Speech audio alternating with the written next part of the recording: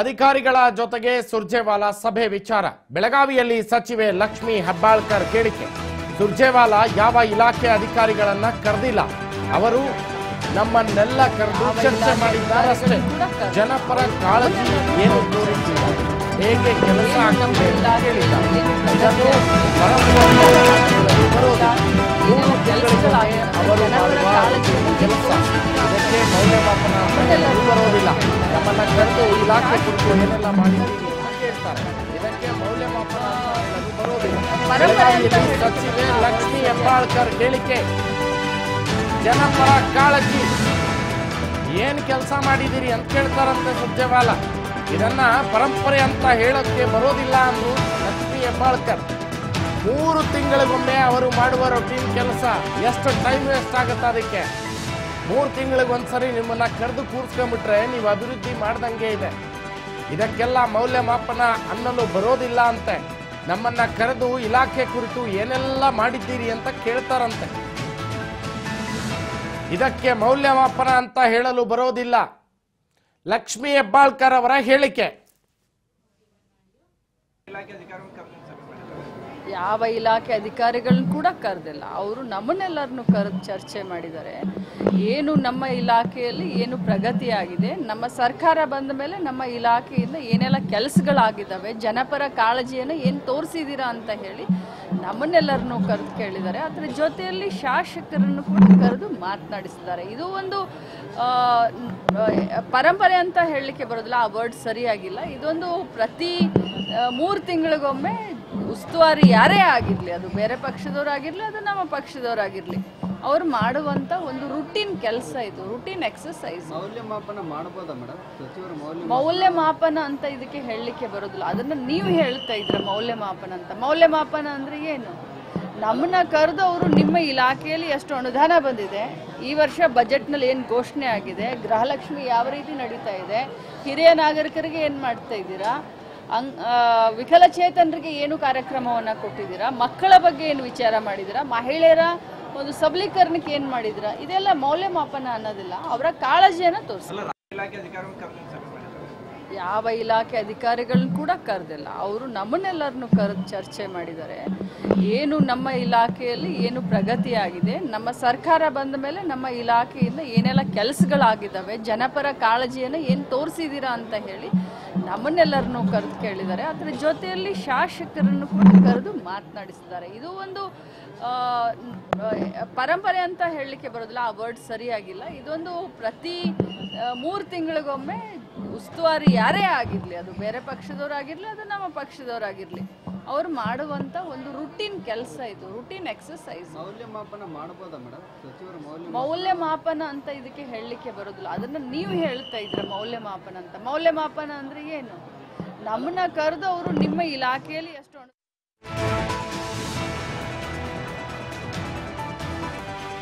ಜನ ಕೂಡ ಗೋವಾಗೆ ಹೋಗ್ತಾರೆ.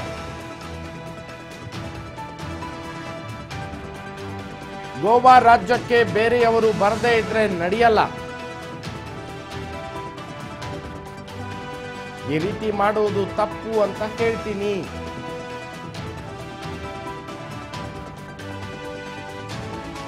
ಬೇರೆ ರಾಜ್ಯದ ಜನರಿಗೆ ತೊಂದರೆ ಆದ್ರೆ ಅಲ್ಲಿನ ಸರ್ಕಾರ ಸರಿ ಮಾಡಬೇಕು, ಅದು ಅದರ ಕರ್ತವ್ಯ ಕೂಡ. ಈ ವಿಚಾರದಲ್ಲಿ ಅಲ್ಲಿನ ಸರ್ಕಾರ ಮೌನ ವಹಿಸಬಾರದು.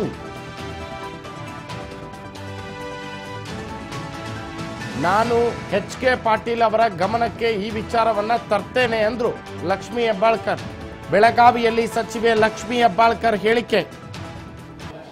ಅಥವಾ ಕರ್ನಾಟಕ ಆಗಲಿ ಭಾರತ ದೇಶದ ಅವಿಭಾಜ್ಯ ಅಂಗ, ಈ ರೀತಿ ಗೋವಾ ರಾಜ್ಯದವರು ಮಾಡಿದರೆ ಇದು ತಪ್ಪು. ಯಾಕಂತಂದರೆ ಗೋವಾದಿಂದ ಅನೇಕ ಜನ ಇವತ್ತು ಕರ್ನಾಟಕಕ್ಕೆ ಬರ್ತಾರೆ, ಬಿಸ್ನೆಸ್ಗಂತ ಬರ್ತಾರೆ, ಆರೋಗ್ಯ ಚಿಕಿತ್ಸೆಗಂತ ಬರ್ತಾರೆ. ಸೊ ಬೆಳಗಾವಿಯಿಂದ ಅಥವಾ ಕರ್ನಾಟಕ ರಾಜ್ಯದಿಂದ ಗೋವಾಗೆ ಹೋಗ್ತಾರೆ, ಪ್ರವಾಸೋದ್ಯಮಕ್ಕೆ ಅಂತ ಹೋಗ್ತಾರೆ. ಸೊ ಗೋವಾ ರಾಜ್ಯಕ್ಕೆ ಬೇರೆ ರಾಜ್ಯದವ್ರು ಬರಲೇ ಇಲ್ಲ ಅಂತಂದರೆ ಇವತ್ತು ಗೋವಾ ನಡಿಲಿಕ್ಕೇ ಸಾಧ್ಯ ಇಲ್ಲ. ಗೋವಾ ಡಿಪೆಂಡ್ ಆಗಿರೋದೇ ಬೇರೆ ರಾಜ್ಯಗಳ ಜನರ ಮೇಲೆ. ಸೊ ಈ ರೀತಿ ಮಾಡೋದು ತಪ್ಪು ಅಂತ ಹೇಳಲಿಕ್ಕೆ ಬಯಸ್ತೀನಿ. ಇಲ್ಲ, ಮೌನ ವಹಿಸಬಾರ್ದು. ಯಾವುದೇ ಬೇರೆ ರಾಜ್ಯದ ಪ್ರಜೆಗಳಿಗೆ ಏನಾದರೂ ತೊಂದರೆ ಆದರೆ ಸರ್ಕಾರಗಳು ಇಂಟರ್ವ್ಯೂನ್ ಮಾಡಬೇಕು, ಇದನ್ನು ಸರಿ ಮಾಡಬೇಕು ಅಂತ ನಾನು ಆಗ್ರಹಿಸ್ತೀನಿ. ನೋಡಿ, ಮಹದಾಯಿ ಭಾಳಷ್ಟು ವರ್ಷದ ಒಂದು ಹೋರಾಟ. ಮಹದಾಯಿಯನ್ನು ನಾವು ನೀರಾವರಿಗೆ ಕೇಳ್ತಾ ಇಲ್ಲ, ನಮ್ಮ ದನಕರುಗಳಿಗೆ, ನಮ್ಮ ಮನುಷ್ಯರಿಗೆ ಕುಡಿಯೋ ನೀರಿಗೋಸ್ಕರ ಇದು ಮಹದಾಯಿ ಹೋರಾಟ. ಇವತ್ತಿಂದು ನಿನ್ನೆದು ಅಲ್ಲ. ತಮಗೆಲ್ಲ ಗೊತ್ತಿದೆ, BJP ನಾಯಕರು ಮಹದಾಯಿ ಟ್ರಿಬ್ಯುನಲ್ನಲ್ಲಿ ಎಲ್ಲ ಕ್ಲಿಯರ್ ಆಯಿತು, ಕೇಂದ್ರ ಸರ್ಕಾರ ಕ್ಲಿಯರೆನ್ಸ್ ಕೊಟ್ಟರು, ಗೋವಾ ರಾಜ್ಯದ ಸರ್ಕಾರ ಒಪ್ಕೊಂತು ಅಂತ ಹೇಳಿ ಪಾರ್ಲಿಮೆಂಟ್ ಚುನಾವಣೆಯಲ್ಲಿ ಒಂದು ಅಸ್ತ್ರವಾಗಿ ಬಳಸ್ಕೊಂಡು ಸಿಹಿಯನ್ನು ಹಂಚಿರೋದನ್ನು ಇದೇ ಮಾಧ್ಯಮದಲ್ಲಿ ನಾವು ಕೂಡ ನೋಡಿದ್ದೀವಿ. ಈಗ ನೀವು ಈ ಪ್ರಶ್ನೆಯನ್ನು ಬಹುಶಃ ಅವರನ್ನು ಹೋಗಿ ಕೇಳಿದ್ರೆ ಅದಕ್ಕೆ ಉತ್ತಮವಾದಂಥ ಪ್ರತಿಕ್ರಿಯೆ ಮತ್ತು ಉತ್ತರ ಸಿಗಬಹುದು ಅಂತ. ಗೋವಾ ಸಿಎಂ ಅವರು ನಾವು ಮಹದಾಯಿಯನ್ನ ಸೀರಿಯಸ್ ಆಗಿ ತಗೊಂಡಿದ್ದೀವಿ, ಕರ್ನಾಟಕದವರು ಅದನ್ನ ರಾಜಕಾರಣಕ್ಕಾಗಿ ಬಳಸ್ಕೊಳ್ತಾ ಇದ್ದಾರೆ ಅನ್ನೋ ಸ್ಟೇಟ್ಮೆಂಟ್. ಕರ್ನಾಟಕ ರಾಜ್ಯ ಸರ್ಕಾರಕ್ಕೆ ಕುಡಿಯೋ ನೀರಿನಲ್ಲಿ ಮಹದಾಯಿ ವಿಚಾರಕ್ಕೆ ಸಂಬಂಧಪಟ್ಟ ಹಾಗೆ ಗೋವಾದ ಮುಖ್ಯಮಂತ್ರಿ ಇತ್ತೀಚೆಗೆ ಒಂದು ಹೇಳಿಕೆಯನ್ನ ಕೊಟ್ಟರು. ಯೋಜನೆಗಳಿಗೆ ನಾವು ಅಡ್ಡಿಪಡಿಸ್ತೀವಿ, ಕೇಂದ್ರ ಸರ್ಕಾರ ಇದಕ್ಕೆ ಅನುಮತಿ ಕೊಡೋದಿಲ್ಲ ಅಂತ. ಆಗ ನಮ್ಮ ರಾಜ್ಯದ ಉಪಮುಖ್ಯಮಂತ್ರಿ DK ಶಿವಕುಮಾರ್ ಅವರು ಖಡಾಖಂಡಿತವಾಗೂ ಹೇಳಿದ್ರು, ಗೋವಾ CM ತಲೆ ಸರಿ ಇಲ್ಲ ಅನ್ಸುತ್ತೆ ಅಂತ. ಯಾಕಂದ್ರೆ ಟ್ರಿಬ್ಯುನಲ್ ಆದೇಶ ಆಗಿದೆ, ಈಗ ಎಲ್ಲ ಪ್ರೋಸೆಸ್ ಆಗಿದೆ, ಈ ಸಂದರ್ಭದಲ್ಲಿ ಈ ರೀತಿ ಮಾತು ಅಂತ. ಇದೆಲ್ಲದರ ನಡುವೆ ಗೋವಾದಲ್ಲಿ ಕನ್ನಡಿಗರ ಮೇಲೆ ಹಲ್ಲೆ ಆಗಿದೆ ಅನ್ನುವಂಥ ವಿಚಾರ. ಎರಡೂ ರಾಜ್ಯದ ನಡುವೆ ಭಾರತದ ಒಕ್ಕೂಟ ವ್ಯವಸ್ಥೆಯಲ್ಲಿರುವಂತಹ ನಮ್ಮಗಳಲ್ಲಿ ಈ ಥರದ ವಿಚಾರಗಳು ತಲೆದೋರುವಂಥದ್ದು ಎಷ್ಟರ ಮಟ್ಟಿಗೆ ಸರಿ ಅನ್ನುವಂಥದ್ದು. ಬನ್ನಿ, ಈ ಗೋವಾದಲ್ಲಿ ಕನ್ನಡಿಗರ ಮೇಲೆ ಏನು ಹಲ್ಲೆ ಆಗಿದೆ ಈ ವಿಚಾರಕ್ಕೆ ಸಂಬಂಧಪಟ್ಟ ಹಾಗೆ ನಮ್ಮ ಜೊತೆ ಸಂಪರ್ಕದಲ್ಲಿದ್ದಾರೆ ಕರ್ನಾಟಕ ರಕ್ಷಣಾ ವೇದಿಕೆ ಸ್ವಾಭಿಮಾನಿ ಬಣದ ರಾಜ್ಯಾಧ್ಯಕ್ಷರಾಗಿರುವ ಕೃಷ್ಣೇಗೌಡರು. ಕೃಷ್ಣೇಗೌಡ್ರೆ, ಮಹದಾಯಿ ವಿಚಾರಕ್ಕೆ ಸಂಬಂಧಪಟ್ಟ ಹಾಗೆ ಕರ್ನಾಟಕ ಮತ್ತು ಗೋವಾದ ಮಧ್ಯೆ ಈಗ ಮಾತುಕತೆಗಳು ನಡೀತಾ ಇದೆ. ಗೋವಾ CM ಹೇಳಿದ್ದಾರೆ ಅವಕಾಶ ಸಿಗೋದಿಲ್ಲ ಅಂತ. ಈ ಎಲ್ಲದರ ನಡುವೆ ಗೋವಾದಲ್ಲಿರುವಂತಹ ಕನ್ನಡಿಗರ ಮೇಲೆ ಹಲ್ಲೆ ಆಗಿದೆ, ಏನಂತೀರಿ? ನೋಡಿ, ನಮ್ಮ ರಾಜ್ಯ ಸರ್ಕಾರದ ಆಡಳಿತದ ಚುಕ್ಕಾಣಿ ಇರ್ತಕ್ಕಂತ ಏನಿವತ್ತು ಸರ್ಕಾರಗಳು ಇವತ್ತು ಪಕ್ಕದ ರಾಜ್ಯದಲ್ಲಿ ಕನ್ನಡಿಗರ ಮೇಲೆ ಈ ರೀತಿ ದೌರ್ಜನ್ಯಗಳನ್ನ ಇವತ್ತಾಗ್ತಾ ಇಲ್ಲ, ಪದೇ ಪದೇ ಈ ರೀತಿಯ ಒಂದು ದಾಳಿಗೆ ಮತ್ತೆ ದಬ್ಬಾಳಿಕೆಗೆ ಒಳಗಾಗ್ತಕ್ಕಂಥದ್ದು ಹಿಂದೆ ಇದ್ದಂತ ಇದೇ ನಮ್ಮ ಮಾನ್ಯ ಮುಖ್ಯಮಂತ್ರಿಗಳ ಸರ್ಕಾರದಲ್ಲೂ ಕೂಡ ಕನ್ನಡಿಗರ ಅಲ್ಲಿಯ ಪರಿಸ್ಥಿತಿಯನ್ನ ದೂಡಿ ಅವರಿಗೆ ಅನ್ನ ಆಹಾರ ಕೊಡದೇ ಇರತಕ್ಕಂತ ಒಂದು ವ್ಯವಸ್ಥೆ ನಿರ್ಮಾಣ ಆಗಿತ್ತು.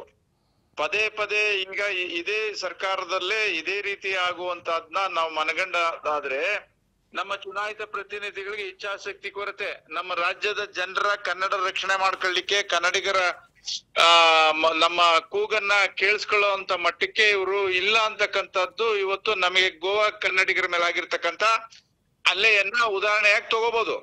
ಇವತ್ತು ಮಾನ್ಯ ಮುಖ್ಯಮಂತ್ರಿಗಳು ಮತ್ತು ಸರ್ಕಾರ ಇದನ್ನ ಬಹಳ ಸೂಕ್ಷ್ಮವಾಗಿ ಗಮನ ಹರಿಸುವಂತದ್ದಾದ್ರೆ ಮಾತ್ರ ಅಲ್ಲಿ ಕನ್ನಡಿಗರಿಗೆ ಒಂದಿಷ್ಟು ಸಾತ್ವಿಕ ಒಂದು ನೆಲೆಗಟ್ಟನ್ನ ಕಾಣ್ಲಿಕ್ಕೆ ಆಗ್ತದೆ. ಇದು ಪದೇ ಪದೇ ಆಗ್ತದೆ ಅನ್ನೋದಾದ್ರೆ ನಮ್ಮ ರಾಜ್ಯ ಸರ್ಕಾರದ ವಿಫಲತೆ. ಇದು ಸರ್ಕಾರ ಕೂಡಲೇ ಇದನ್ನ ಕಠಿಣವಾದಂತ ಒಂದು ತೀರ್ಮಾನಕ್ಕೆ ಬಂದಾಗ ಮಾತ್ರ ಅಲ್ಲಿಯ ಕನ್ನಡಿಗರನ್ನ ಒಂದು ಒಳ್ಳೆ ರೀತಿಯಲ್ಲಿ ನಡೆಸ್ಕೊಳ್ಳಿಕ್ಕೆ ಗೋವಾ ಇರ್ತಕ್ಕಂಥದ್ದು ಎಷ್ಟು ವ್ಯಾಪ್ತಿ ಅಂತಕ್ಕಂಥದ್ನ ಅವ್ರಿಗೆ ಮನವರಿಕೆ ಮಾಡ್ಕೊಡ್ಬೇಕಾಗ್ತದೆ. ಕರ್ನಾಟಕದ ಈ ವಿಸ್ತಾರ ಎಷ್ಟು ಅಂತನೂ ಕೂಡ ಅರ್ಥೈಸ್ಬೇಕಾಗ್ತದೆ. ನಾನ್ ಯಾಕೆ ಈ ಪದನ ಹೇಳ್ತೀನಿ ಅಂತ ಅಂದ್ರೆ, ಕನ್ನಡಿಗರು ಏನಾದ್ರು ಅಕ್ಕಪಕ್ಕದ ರಾಜ್ಯ ಜಿಲ್ಲೆಯವರು ನುಗ್ಗಿದ್ರೆ ಗೋವಾಕ್ಕೆ ತಡ್ಕೊಳ್ತಾರ ಇವರು?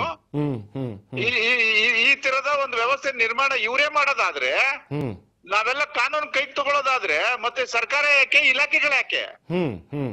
ಇವತ್ತು ನಮ್ಗೆ ಇಂಥವೆಲ್ಲ ಕೇಳಿದಾಗ ನಾವು ರಕ್ತ ಕುದಿತದೆ.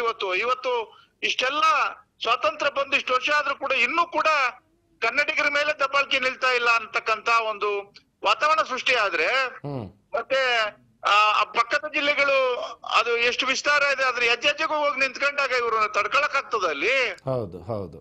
ಇವತ್ತು ಪರಿಸ್ಥಿತಿಯನ್ನ ಬಹಳ ಸೂಕ್ಷ್ಮವಾಗಿ ಸರ್ಕಾರ ಇಂತ ಸಂದರ್ಭಗಳು ಬಂದಾಗ ಕಠಿಣವಾದಂತ ಒಂದು ಸಂದೇಶವನ್ನ ರಾಜ್ಯದ ಆಡಳಿತ ಕೊಡ್ಬೇಕಾಗ್ತದೆ. ಇದು ಪದೇ ಪದೇ ಆಗ್ತಾ ಇದೆ. ಹಿಂದೆ ನಾನೇ ಅಲ್ಲಿ ಎಲ್ಲರೂ ಹೊರ ಆಗ್ತಾಗ 100-120 ಜನ ಬೆಂಗಳೂರು ಕರ್ಸಿ ಮಾನ್ಯ ಮುಖ್ಯಮಂತ್ರಿಗಳನ್ನ ಭೇಟಿ ಮಾಡಿಸಿ ನಮ್ ಸಾಕಷ್ಟು ಒಂದು ಸಂದೇಶವನ್ನ ಕೊಡುವಂತದ್ ಮಾಡಿದ್ವಿ ನಾವು ಪ್ರಾಮಾಣಿಕವಾಗಿ. ಅವಾಗ ಹಿಂದೆ ಗೊತ್ತೇ ಇದೇ ಸರ್ಕಾರದಲ್ಲಿ ಈ ರೀತಿ ಆಗ್ತದೆ ಅಂದ್ರೆ ಮಾನ್ಯ ಮುಖ್ಯಮಂತ್ರಿಗಳಿಗೆ ಅವತ್ತಿನ ಇದನ್ನ ನಾವು ಜ್ಞಾಪನ ಮಾಡ್ಬೇಕಾಗ್ತದೆ. ಇವತ್ತು 100-150 ಜನ ಅಲ್ಲಿಂದ ಪಾಪ ಇಲ್ಲಿ ಬಂದಿದ್ರು ಅಲ್ಲಿನ ಸಮಸ್ಯೆಗಳನ್ನ ಹೇಳ್ಕೊಳ್ಳಿಕ್ಕೆ.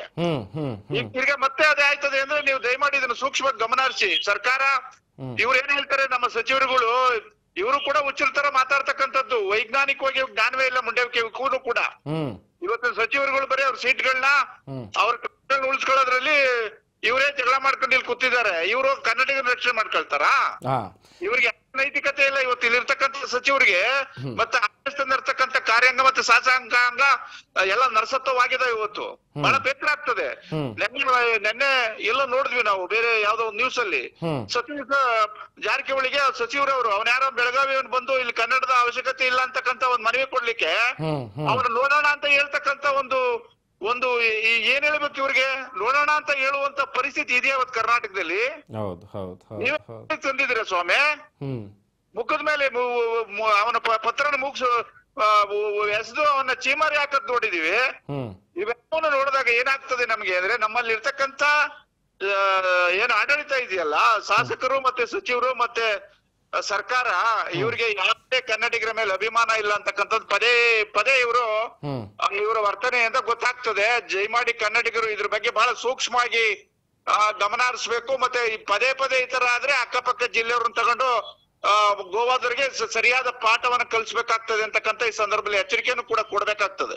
ಎಸ್ ಕೃಷ್ಣೇಗೌಡ್ರೆ, ಈ ಕುರಿತಾಗಿ ತಮ್ಮ ಹೋರಾಟದ ಸ್ವರೂಪ ಯಾವ ರೀತಿಯಾಗಿರುತ್ತೆ? ಯಾಕೆಂದ್ರೆ ಇಲ್ಲಿ ಬರೀ ಗೋವಾದಲ್ಲಿ ಕನ್ನಡಿಗರ ಮೇಲೆ ಹಲ್ಲೆ ಒಂದೇ ಅಲ್ಲ, ಮಹದಾಯಿ ವಿಚಾರಕ್ಕೆ ಸಂಬಂಧಪಟ್ಟ ಹಾಗೆ ಗೋವಾದ ಮುಖ್ಯಮಂತ್ರಿ ಹೇಳಿಕೆಯನ್ನ ಕೂಡ ಕೊಟ್ಟಿದ್ದಾರೆ.